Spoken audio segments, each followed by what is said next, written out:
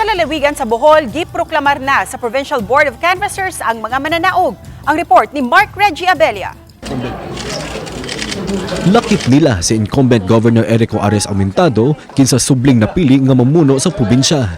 Giproklamar isip Vice Gobernador si Nick Besas. Purmalusab nga napiling mga kandidato sa mga distrito sa Bohol ingon man sa mga mulangkob sa mga provincial board. And rest assured na ning among duha ka termino, kaduhang termino, maningkamot termino sa among commitment para sa atong lalawigan sa Bohol, makahatag ta og serbisyong tinunay and ipadayon ang limpyong panggobyerno. Sa kinatibukan, malinawon ang gipahigayong 2025 national ug local elections matod sa COMELEC Bohol.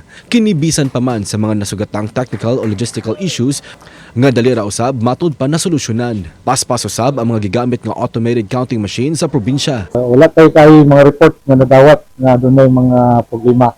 So nakasista nga ang atong eleksyon gapon malinawon gid kayo. Compare sa previous elections sa mga gikan pa nagsugod og automation karon ang pinakapaspas.